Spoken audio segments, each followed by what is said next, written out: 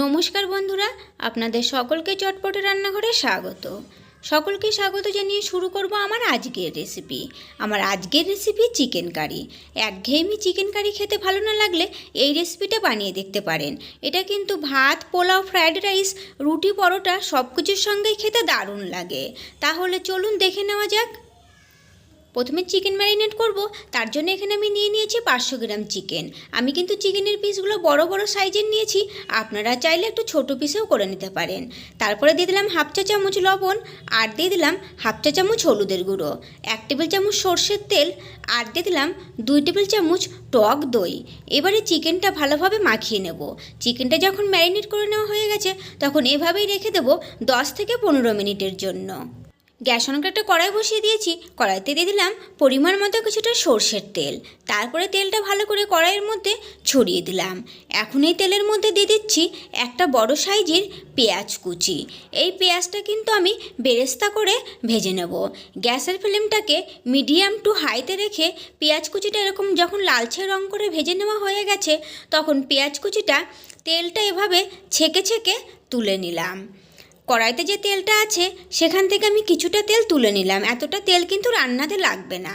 ফোড়নে দিয়ে দিলাম হাফ চা চামচ জিরে, একটা তেজপাতা, 2টো ছোটো এলাচ, 1 টুকরো দারচিনি, 3টে লবঙ্গ।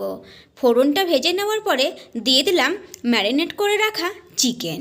প্রথমে আমি চিকেনগুলো 2 থেকে 3 মিনিটের মতো একটু ভালো করে নেড়েচেড়ে নিয়েছি। তারপরে দিয়ে দিলাম 1 টেবিল চামচ আদা রসুন বাটা, 1.5 টেবিল চামচ ধনে জিরে বাটা, 1 চা চামচ শুকনো লাল লঙ্কা বাটা, আর দিয়ে দিলাম একটা গোটা রসুন। তবে আপনারা যদি রসুনটা পছন্দ না করেন তাহলে রসুনটা বাদও দিতে পারেন।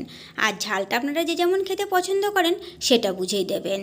আমি এখানে বাটা মশলা দিয়েছি, আপনারা চাইলে গুঁড়ো মশলাও ব্যবহার করতে পারেন। তবে বাটা মশলাতে কিন্তু যে কোনো রান্নার স্বাদ অনেকটাই বেড়ে যায়। তো এভাবেই কিন্তু মিডিয়াম ফ্লেমে রেখে আবারও প্রায় 4 থেকে 5 মিনিটের মতো চিকেনটা ভালোভাবে কষিয়ে নিয়েছি।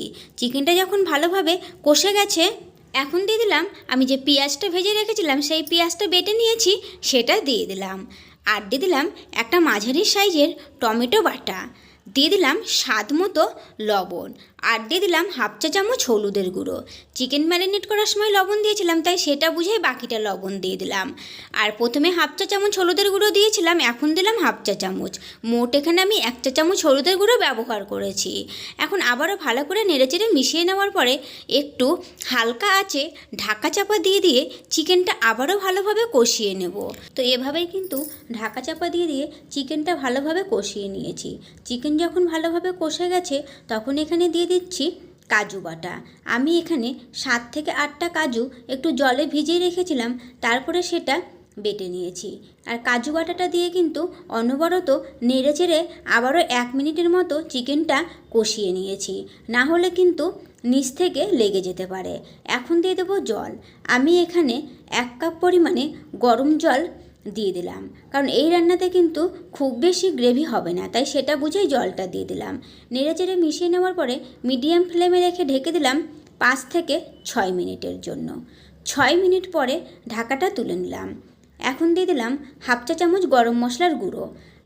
আবারও ভালো করে নেড়েচেড়ে মিশিয়ে নেওয়ার পরে লো ফ্লেমে রেখে ঢেকে দিলাম আবারও 2 থেকে 3 মিনিটের জন্য। 3 মিনিট পরে ঢাকাটা তুলে আবারও একবার নেড়েচেড়ে মিশিয়ে নিলাম। এখন কিন্তু আমাদের এই চিকেন কারি একদম রেডি।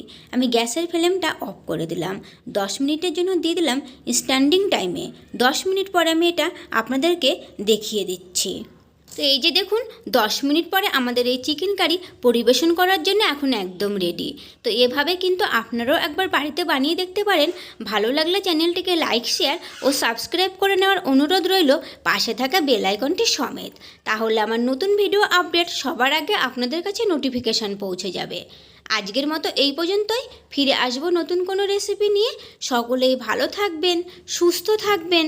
ধন্যবাদ।